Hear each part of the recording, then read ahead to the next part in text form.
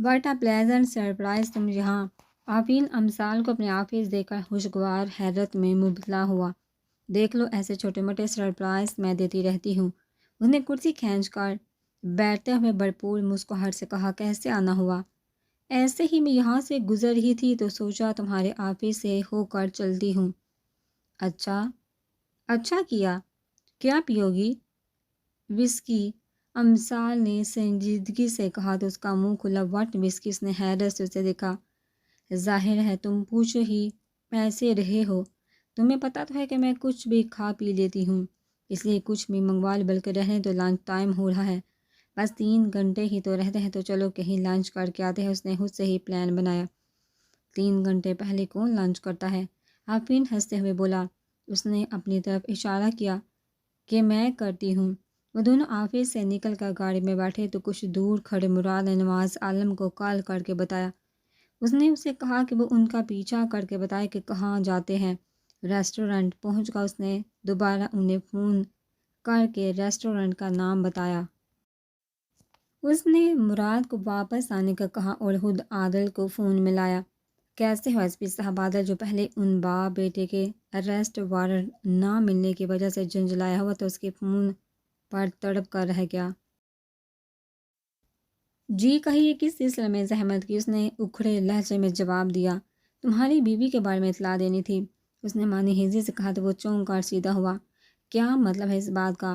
میں پہلے بھی کہہ چکا ہوں کہ لڑکی کا نام استعمال کرنا بند کرو۔ اس نے حد البسا خود کو نارمل رکھنے کی کوشش کی۔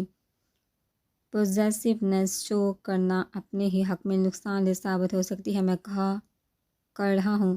تمہاری بیوی ہی میرے بیٹے کے ساتھ گھوم رہی ہے، ویسے یہ بیویاں ہوتی ہی بے وفا ہے۔ میری بیوی نے بھی مجھے دھوکہ دیا، میں نے تو اسے اسی وقت اپنی زندگی سے نکال پھینکا تھا۔ میں نے تو سنا تھا کہ تمہاری لو میرج تھی، مگر دیکھو نا، پھر بھی میرے بیٹے کو پھانس لیا ہے۔ وہ بیچارہ تو کسی کام کا ہی نہیں رہا۔ نواز عالم نے اس انداز میں کہا کہ اسے اس سے اور اپنے بیٹے سے مکمل ہمدردی ہو۔ عادل ماتھے کی رگیں ابھری تھی، اس کا بس نہیں چل رہا تھا۔ وہ اس کے سامنے ہوتا تو اس کا منہ توڑ دیتا۔ تم جانتے ہو کہ کیا بکواس کر اس حد تک گر گئے ہو کہ ایک لڑکی پر تہمت لگا رہے ہو؟ آس پاس تھانے کا عملہ دیکھ کر وہ دبی دبی آواز میں گرایا۔ میں تہمت نہیں لگا ہے، ایس پی اپنی آنکھوں سے دیکھا ہے۔ میرے بیٹے کے ساتھ ساتھ لنچ ڈیٹ پڑ گئی ہے، یقین نہیں ہے تو خود جا کر دیکھ لو۔ 5 اسٹار میں دونوں موجود ہیں، مگر خدارا اپنی بیوی کو سمجھاؤ، میرے بیٹے کا پیچھا چھوڑ دے۔ ایسی لڑکیوں کی سزا بہت عبرتناک ہونی چاہیے جو اپنے شوہر کے ہوتے ہوئے دوسرے مردوں کے ساتھ گلچھڑ اڑاتی ہیں۔ انہوں نے آخری تیلی بھی جلا کر پھینکی۔ عادل نے فون بند کر کے مثال کو ملایا۔ کہاں ہو؟ یہی کہیں ہوں۔ دوسری طرف سے اس کی شرارت سے بھرپور آواز سنائی دی۔ سالے، میں نے پوچھا کہاں ہو؟ اس کے مذاق کو نظر انداز کرتے ہوئے اس نے اپنی بات دہرائی۔ ریسٹورنٹ میں ہوں، ایک دوست کے ساتھ لنچ کرنے آئی تھی، کیوں، کیا ہوا؟ اس کی سنجیدگی محسوس کرتے ہوئے اس نے پوچھا تو اس نے فون بند کر دیا۔ یہ لڑکی کسی دن کچھ بہت بڑا کرے گی۔ ٹیبل پر سے جیب کی چابی اٹھاتا وہ باہر نکلا۔ 5 منٹوں میں وہ ریسٹورنٹ پہنچ چکا تھا۔ اندر داخل ہوا تو ایک کونے میں وہ آفرین کے ساتھ بیٹھی تھی۔ تم یہاں کیا کر رہی ہو ان کے پاس جا کر؟ اس نے سختی سے کہا۔ تم یہاں؟ ابھی تو تم کال کر رہے تو اور ابھی پہنچ بھی گئے ہو۔ جہاں وہ خوشگوار حیرت سے بولتی ہوئی اٹھی، وہیں آفرین کی رنگت بھی فاق ہوئی۔ تو وہ لمحہ آن پہنچا تھا جب وہ اس کی دوستی سے، اس کے 2 پل کے دیدار سے بھی محروم ہونے والا تھا۔ جب سے دل بدلا تب سے اکثر وہ سوچتا تھا کہ جس دن اسے اس کی اصلیت پتہ چلے گی، اسی دن وہ اس کی طرف پلٹ کر دیکھنا بھی گوارا نہیں کرے گی۔ چلو یہاں سے۔ اس کی ایکسائٹمنٹ کو نظر انداز کرتے ہوئے اس نے اس کا ہاتھ پکڑا۔ چلتے ہیں، میں لنچ تو کر لوں، رکو میں تمہیں اپنے دوست سے ملواتی ہوں۔ امثال نے آفرین کی طرف دیکھا۔ دوست؟ ریلی مسٹر آفرین، آپ جیسے لوگ کسی کے دوست بھی ہو سکتے ہیں، عادل نے استہزائیہ کہا۔ دیکھو، یہ ہمارا مسئلہ ہے تو ہم ہی سالو کریں گے، تو امثال کو بیچ میں نہ لو، ہم بعد میں دیکھ لیں گے۔ آفرین نے بات ختم کرنے کی کوشش کی۔ ہمارا مسئلہ؟ واقعی یہ بات میں نے بھی کی تھی کہ یہ ہمارا مسئلہ ہے، تم امثال کو بیچ میں نہ لاؤ، مگر تم نے صرف لائے بلکہ تم نہ صرف لائے بلکہ اس سے ہرٹ بھی کیا۔ تو اب یہ کون سا کھیل کھیل رہے ہو؟ دوستی کی آڑ میں کون سی گیم پلان کر رہے ہو؟ تم غلط سمجھ رہے ہو، ہم بعد میں بات کریں گے نا۔ تم لوگ جو آفرین نے امثال کو الجھن بڑے انداز میں اپنی طرف دیکھتا پا کر اس کو بھیجنا چاہا، کیا ہو رہا ہے؟ آپ دونوں ایک دوسرے کو جانتے ہیں اور کس نقصان کی بات ہو رہی ہے؟ امسال نے عادل سے پوچھا۔ تم اکثر مجھ سے پوچھتی ہو نا کون لوگ ہیں جو تمہیں نقصان پہنچانا چاہتے ہیں؟ وہ کریم چچا کا قتل کس نے کیا تھا؟ اس نے ایک لمحے کو رکا آفرین کو دیکھا جس کی رنگت پاک ہوتی جا رہی تھی۔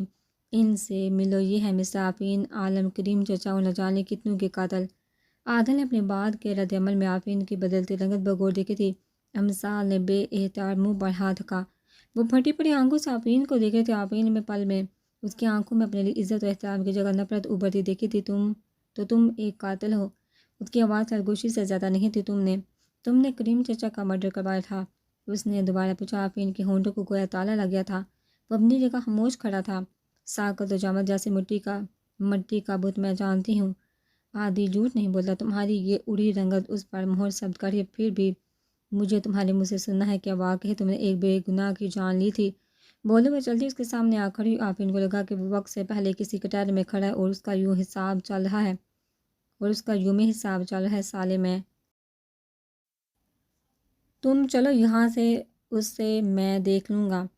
عادل نے اس کا بازو پکڑ کر وہاں سے لے جانا چاہا۔ نہیں آدھی، مجھے اس کے منہ سے سننا ہے تاکہ مجھے یقین ہو سکے کہ اس جیسا معصوم اور شریف دیکھنے والا بندہ قاتل بھی ہو سکتا ہے، اور تم کوئی صفائی، کوئی دلیل نہیں، بس ہاں یا نا میں جواب دو، میں بتاتا ہوں۔ اس نے بچنے کی آخری کوشش کرنی چاہیے، ہاں یا نا۔ وہ ایک دم سے وہاں پر بیٹھے سبھی لوگوں نے مڑ کر دیکھا۔ ہاں، انہیں سر جھکاتے ہوئے اعتراف کہ وہ بے سہاتا 2 قدم پیچھے ہوئی۔ اس کی آنکھوں کے سامنے کریم چچا کا مسکراتا خون آلودہ وجود لہرایا۔ چٹا بے احتیاط اس کا ہاتھ اٹھا۔ آفرین کے گال پر اس کی 500 انگلیاں چپک گئی۔ Yes you are a murder, ایک قاتل، ایک سفاک انسان، میرا دوست۔ ہاؤ دبی دبی آواز میں چلاتے ہوئے اس نے آنکھوں میں آئی لمبی سانپ کی ویسے مجھ سے دوستی کیوں کی تھی، جبکہ میرے شوہر کو تو تم لگاتار دھمکاتے رہی ہو نا، میرا نام لے کر۔ تو پھر اس کو ایک ایک کر کے پھر سے ساری باتیں یاد آنے لگی تھی۔ ڈرائیور کا قتل، عادل اور شہریار کا پریشان ہونا، غصے کا گراف ایک بار پھر ہائی ہوا اور اس نے دوسرا تھپڑ اس کے دوسرے گال پر دے مار۔ یہ میرا نام استعمال کر کے میرے شوہر بھائیوں کو دھمکانے کے لیے، یقین کرو اگر تم مجھے کوئی تھوڑی سی بھی نقصان پہنچانے کی کوشش کرتے نا تو ان تک بات جانے سے پہلے ایسے میٹر کو میں خود ہی سالو کر لیتی۔ میرا نام لے کر انہیں بلیک میل کرنے سے پہلے میرے بارے جان لیتے تو ایسی غلطی کبھی کرتے ہی نہیں۔ تم جیسے ہی کئی گھٹیا انسان سیدھے کر چکی ہوں۔ اس کی ندامت سے بھرپور آنکھوں میں اپنے شعلے اگلتی آنکھیں ڈالتے ہوئے وہ پھنکاری، سالے چلو یہاں سے، لوگ دیکھ رہے ہیں۔ عادل نے اس کا ہاتھ پکڑا اور باہر کی طرف لے کر بڑھا۔ ان کے جانے کے بعد اس نے سر اٹھا کر اس کی پشت کو دیکھا۔ ابھی وہ دیکھ رہے تھا۔ وہ اپنا ہاتھ چھڑوا کر واپس آئی۔ آج کے بعد اپنی شکل مت دکھانا، جب تمہاری شکل دیکھوں گی تب مجھے کریم چچا کی موت یاد آ جائے گی، جو کہ تمہارے حق میں بالکل بھی اچھا ثابت نہیں ہوگا۔ انگلی اٹھا کر اسے تنبیہ کرتے وہ واپس پلٹ گئی۔ آفرین ابھی تک بے یقین کھڑا تھا۔ سارے لوگوں کے سامنے بے عزت تھپڑ کچھ بھی یاد نہیں تھا اسے، یاد ہی تو اس کی آنکھوں اور اس کے لہجے کی نفرت اور اس کی آخری وارننگ۔ وہ کسی ہارے ہوئے جواری کی مانند ڈھیلے قدموں سے ریسٹورنٹ سے باہر نکل گیا۔ وہ چھت پر کھڑا سوچوں میں گم تھا۔ نماز عالم کی گئی باتوں پر اسے 1% بھی یقین نہیں تھا۔ اس کے نزدیک اس کی مثال پر لگائے گئے الزامات محض بچکانہ تھے۔ چاہے وہ منہ سے بول کر نہ بھی بتائے، تب بھی وہ جانتا تھا کہ وہ اس سے محبت کرتی ہے اور اس سے چیٹ کرنے کا سوچ بھی نہیں سکتی۔ ایک بات جو اسے رہ رہ کر ستا رہی تھی کہ وہ جس اسے بچانے کے لیے اتنی کوشش کر رہا تھا وہ اسی کے ساتھ گھومتی رہی، اور اسی دوران اگر آفرین اسے کوئی نقصان پہنچا دیتا تو وہ کیا کر لیتا؟ امسال اسے ڈھونڈتے میں اوپر آئے تو اس کے خطرناک ہاتھ تک سنجیدہ چہرے کو دیکھ کر اس کا دل رک کر ڈرکا تھا۔ اس کے صحت اور تاثرات دیکھتے ہوئے ایک بار تو اس نے سوچا کہ واپس پلٹ جائے، مگر پھر یہ سوچ کے بات تو کرنی ہی ہے۔ آہستہ آہستہ چلتی ہوئی اس کے پاس آئی۔ تم مجھ سے ناراض ہو؟ امسال نے ڈرتے ڈرتے عادل کا بازو پکڑ کر متوجہ کیا۔ وہ جو لب بھینچے بے تاثر چہرے سے اپنے خیالوں میں گم تھا، اس کی آواز پر چونک کر مڑا تو اس کو خوف زدہ سا کھڑا پایا۔ طویل سانس لیتے ہوئے اس نے خود کو نارمل کیا۔ نہیں، ناراض نہیں ہوں، تم سے بھلا کیوں ناراض ہوں گا؟ تو یہاں کیوں کھڑے ہو؟ جب سے آئے غصے میں اور مجھ سے بات بھی نہیں کر رہے۔ اس کے نرم لہجے پر اس کے چہرے کی رونق بحال ہوئی۔ عادل نے ہاتھ بڑھا کر اس کو اپنے حصار میں لیا۔ میں بہت ڈر گیا تھا، تم اتنے دنوں اس سے ملتی رہی ہو، اگر میں تمہیں نقصان پہنچا دیتا تو اس سے آگے میں سوچنا بھی نہیں چاہتا۔ اس کے سر پر لب رکھتے ہوئے اس نے نرمی سے کہا، آئی ایم سوری۔ اس نے سر اٹھا کر عادل کو دیکھا تو اس کی آنکھوں میں حیرانگی ابھری۔ کس لیے؟ تم بھی بہت تانگ کرتی ہو نا، ہر وقت میرے لیے فکر مند رہتے ہو۔ میں بالکل بھی اچھی نہیں ہوں، سب کو تانگ کرتی ہوں نا، تمہیں بھی پریشان کرتی ہوں۔ اس نے سر جھکاتے ہوئے ہولی سے کہا، ایسا کیوں کہہ رہی ہوں؟ میں بالکل بھی تم سے تانگ نہیں ہوں، بلکہ تمہارا خیال رکھنا، تمہارے لیے فکر مند رہنا اچھا لگتا ہے۔ مجھے میری یہ شرارتی سی بیوی پلس فتنہ بہت عزیز ہے، اس کے لیے تو جان بھی حاضر ہے۔ یہ چھوٹی موٹی پریشانیاں تو بہت کم ہیں، رہی بات دوسروں کی تو ان کی پرواہ مت کیا کرو، بلکہ کتنی بار کہا ہے کہ اور تانگ کیا کرو۔ عادل نے ہنستے ہوئے کہا تو وہ بھی ہنسی۔ تھینک یو، تم بہت اچھی ہے۔ اس نے اپنا ہمیشہ والا فکرہ دہرایا تو وہ بدمزہ ہوا۔ یار یہ فکرہ مجھے اچھے سے یاد ہو گیا، کچھ اور ہی بول دو، سچی میں میرے تو کان ہی ترس کے ہیں اپنے لیے کچھ اچھا سننے کے لیے۔ مثلاً اس نے دور ہوتے ہوئے وہ اس کے سامنے کھڑے ہو کر بولی، مثلاً کہ مجھے تم سے بہت بہت سے بھی زیادہ محبت ہے، تمہارے بنا نہیں رہ سکتی، تم سامنے نہیں ہوتے ہو تو کچھ بھی اچھا نہیں لگتا۔ عادل بولے جا رہا تو وہ ہنسے جا رہی تھی۔ کیا میں نے کوئی لطیفہ سنا ہے جو یوں ہنس رہی ہو؟ اس کو مسلسل ہنستا پا کر اس نے ہلکے سے کہا، تمہاری حسرتوں پر ہنس رہی ہو، ہائے تم اور تمہاری حسرتیں۔ وہ ہنستے ہوئے نفی میں سہلاتی نیچے جانے کو پلٹی، جب اس نے اس کا ہاتھ پکڑ کر واپس کھینچا، کیا ہو جائے گا اگر تم یہ سب بول دو گی؟ میں اور میرا بیچارہ دل خوش ہو جائے گا۔ اس کو دونوں کندھوں سے تھام کر اپنے سامنے کرتے ہوئے معصومیت سے کہا، اوکے بیٹا بن، کسی اور دن تمہاری یہ حسرت بھی پوری کر دوں گی، یہی سب میں ڈفرینٹ انداز میں کہوں گی، آئی پرامس۔ اس کی آنکھوں اور لہجے سے جھلکتے شوق سے ہار مانتے ہوئے اس نے وعدہ کیا۔ اس کا اظہار محبت واقعی عادل کے لیے یادگار رہنے والا تھا۔ سارے دن کی آوارہ گردی کے بعد وہ رات 11 بجے کر آیا۔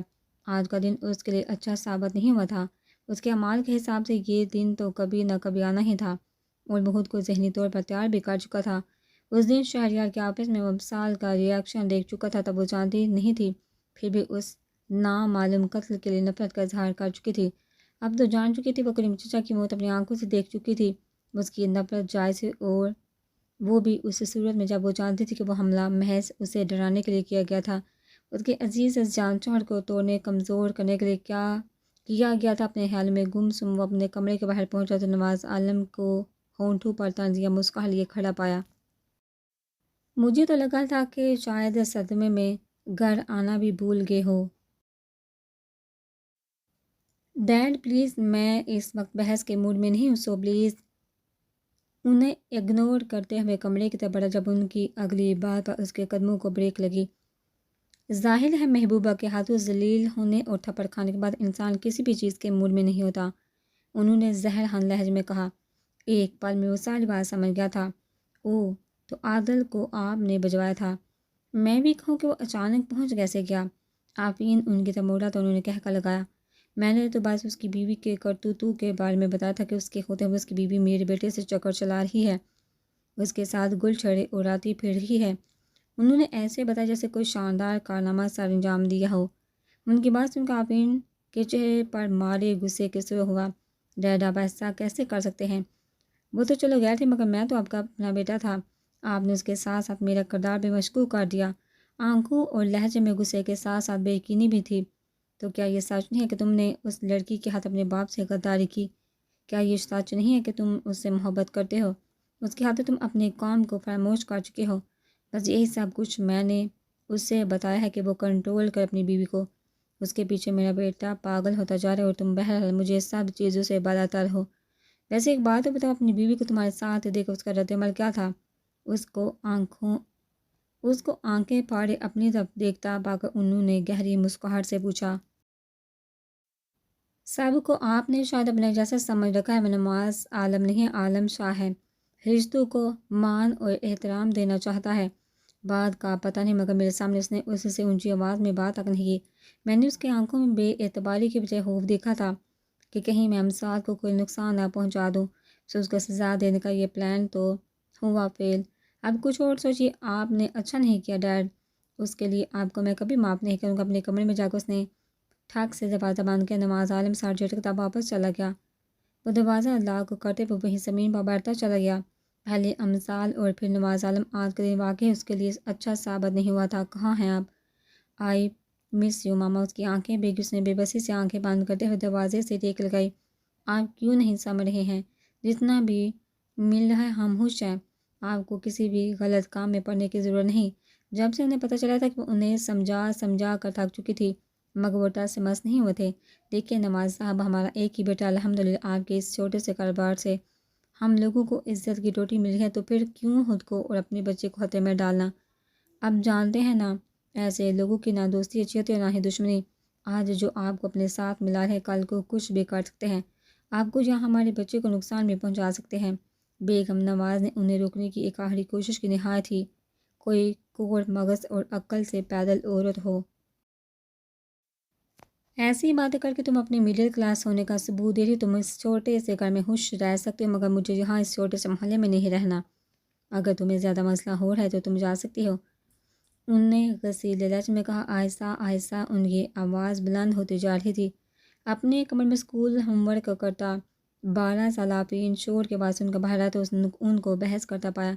اس کے بعد تو روز کا ہی معمول بن گیا تھا، بات بحث سے بڑھ کر جھگڑے تک جا پہنچی تھی۔ بیگم نواز نے جب سے سنا تھا کہ ان کے کسی دوست نے انہیں اپنے ساتھ اسمگلنگ میں شامل ہونے کا کہا، وہ انہیں ہر ممکن طریقے سے باز رکھنے کی کوشش کرتے، مگر ان پر راتوں رات امیر بننے کا بھوت سوار ہو چکا تھا۔ ایسے ہی ایک دن طلحہ کلامی کے دوران انہوں نے غصے میں آ کر انہیں ڈیورس دے دی اور خود آفرین کو لے کر اپنے دوست کے ہاں چلے گئے۔ اس کے ساتھ مل کر انہوں نے بزنس شروع کیا اور آفرین کو پڑھنے کے لیے باہر بھیج دیا۔ دنیا کہ وہ ایک بزنس مین تھے، مگر در حقیقت وہ ایک اسمگلر تھے۔ آفرین کی تعلیم مکمل ہوئی تو انہوں نے اسے بھی اپنی راہ پر لگا لیا، اور وہ بھی غلط صحیح کا فرق کے بغیر ان کے کام کو سنبھالے ہوئے تھا۔ جب ایک دن اسے پتہ چلا کہ پاکستان میں نہ صرف پولیس ان کے پیچھے پڑ چکی ہے، بلکہ مختلف اڈوں پر ریڈ کر کے اسلحہ اور کچھ بندے بھی اریسٹ کر چکے، تو اس نے پاکستان آنے کا فیصلہ کیا۔ یہاں کر اس کی ملاقات امثال سے اس کا دل بدلتا گیا۔ اس کو وہیں بیٹھے بیٹھے 1 گھنٹہ گزر گیا تھا۔ موبائل کی بتی بیل سے وہ آنکھیں کھولتا ہوا سیدھا اپنے دوست کی کال دیکھا۔ اس نے کال کاٹ کر موبائل بیڈ پر اچھالا، خود واش روم میں چلا گیا۔ سالے، اگر طبیعت زیادہ خراب ہو رہی ہے تو ڈاکٹر کے پاس چلتے ہیں، یا گھر پہ بلا لیتے ہیں۔ عادل نے اس کو سر پکڑے صوفے پر بیٹھا دے کر کہا۔ نہیں، ایسے ہی تھکن سی محسوس ہو رہی ہے، میں تھوڑی دیر کے لیے سو جاتی ہوں، ہو سکتا ہے بہتر فیل کروں۔ کہتے ہوئے بوٹھی، ہرگز نہیں، میں کل سے دیکھ رہا ہوں بہت ڈل ہو رہی ہو، چلو میڈیسن لے کر آتے ہیں۔ عادل نے اٹھ کر اس کی چادر لاگو سے تھمائی، اس کا ہاتھ مضبوطی سے پکڑتے ہوئے نیچے آیا۔ یہ لیلا مجنوں کی جوڑی کدھر جا رہی ہے؟ حال میں بیٹھی حاجہ شاہ نے مسکراتے ہوئے پوچھا۔ اس کی طبیعت خراب ہے تو ڈاکٹر کے پاس لے کر جا رہا ہوں۔ کیوں، کیا ہوا؟ انہوں نے فکر مندی سے پوچھا۔ پتہ نہیں، وامٹنگ ہو رہی ہے اور چکر بھی آ رہے ہیں۔ عادل کی بات پر ان کے چہرے کی پرچھائی تشویش کی جگہ دوبارہ مسکراہٹ ابھری۔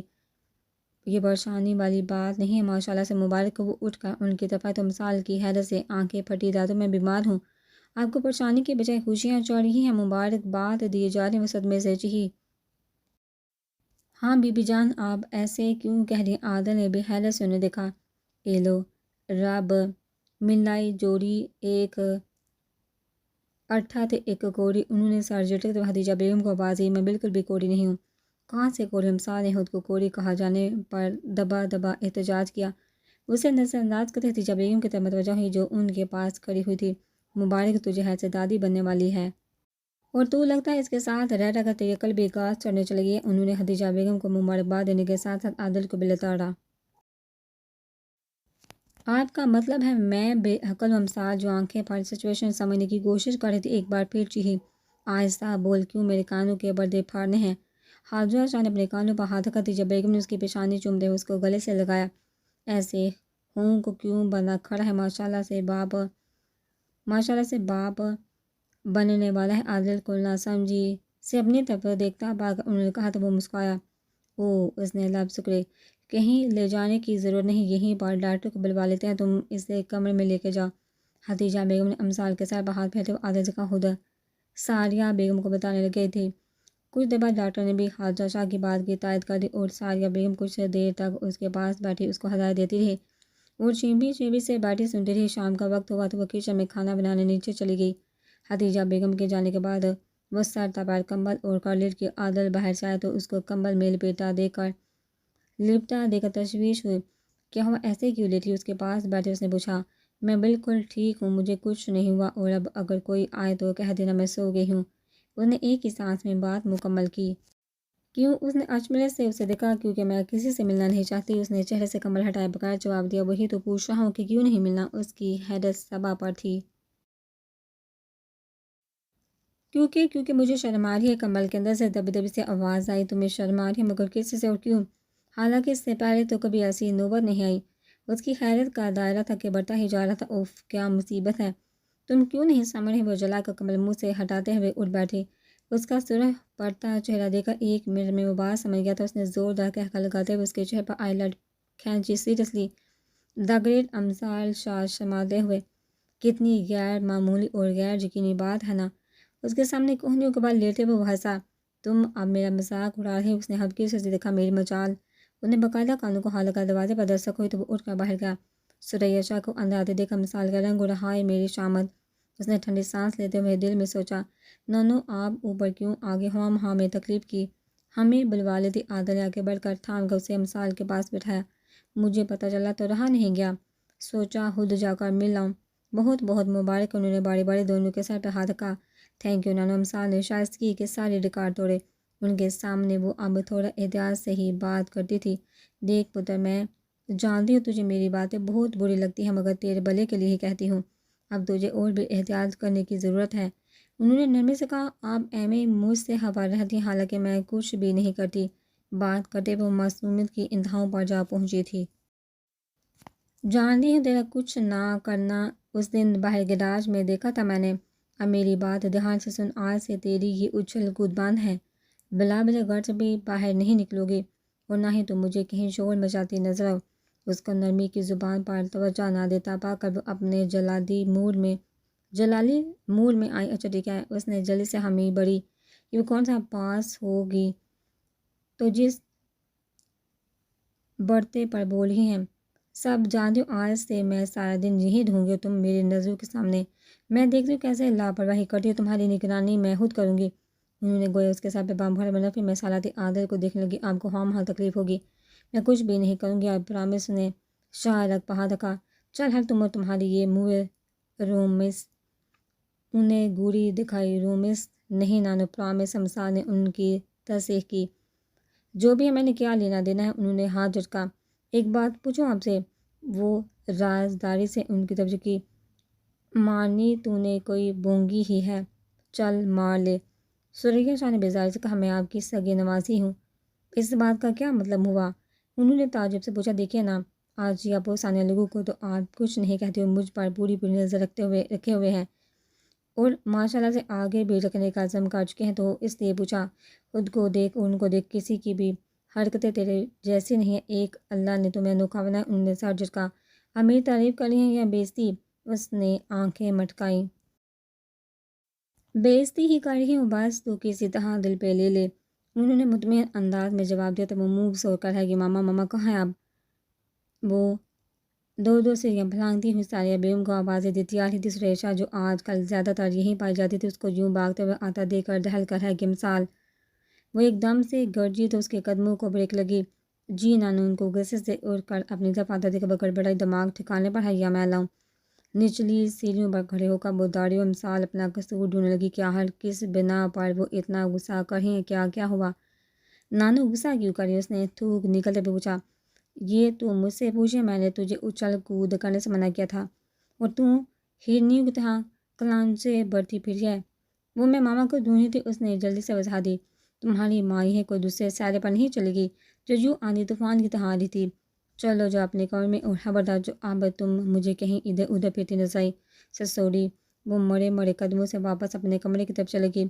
آپ کچھ زیادہ ہی سختی کرنے لگ گئی ہیں، بچی ہیں، اماں جان، آرام سے بھی سمجھا جا سکتا ہے، یہ غصہ کرنے کی کیا ضرورت تھی؟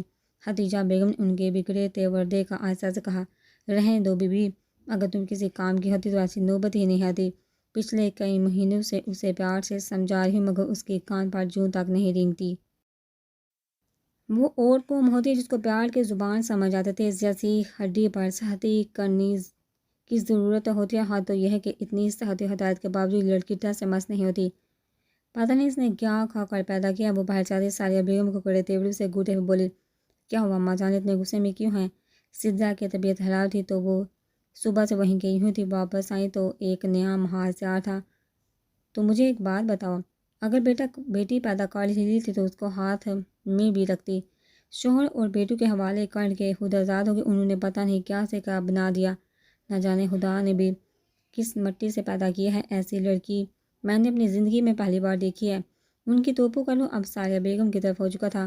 اماں جان، مجھے باتیں مت سنایا کریں، ہمیں یہاں آئے ہوئے 2 سال ہونے کو آئے ہیں، انہیں بگاڑنے میں کثر تو آپ لوگوں نے بھی نہیں چھوڑی، ذرا سا ڈانٹ دو تو ایک سے بڑھ کر ایک حمایتی اٹھ کھڑا ہوتا ہے۔ کچھ دن پہلے راشد جو سب سے زیادہ تنگ تھا ان دونوں سے، امثال نے سادی سے بات کرنے پر وہ مجھے آنکھیں دکھا رہا تھا، اس کا اس نے تو آخر ہی کی ہوئی تھی، ذرا سا کچھ کہہ دو تو فوراً پہنچ جاتا ہے، مجھے بتائیے میں کیا کروں؟ کہیں جا کر ٹکر دے مارو، ساریہ بیگم نے جلاتے ہوئے کہا۔ اچھا بس زیادہ باتیں بنانے کی ضرورت نہیں، جا تو جہاں جا رہی تھی وہاں ماں بیٹی معصوم بچی کے پیچھے ہی پڑ گئی ہو، خواجہ شاہ نے ان دونوں کو بڑھ چڑھ کر بولتا دیکھ کر کہا۔ ساریہ بیگم جزاتی نظر سرئی شاہ کی طرف دیکھتے ہوئے اٹھ کے، سب مجھ سے تنگ آ گئے ہیں، کوئی بھی مجھ سے پیار نہیں کرتا، میں بھی اب کسی سے بات نہیں کروں گی۔ وہ کمرے میں ٹہلتے ہوئے مسلسل بڑبڑا رہی تھی، مجھے یہاں رہنا ہی نہیں۔ میں عادی کو بولتی مجھے یہاں نہیں رہنا، مجھے شہر جانا ہے۔ اس نے موبائل اٹھا کر عادل کا نمبر ملایا۔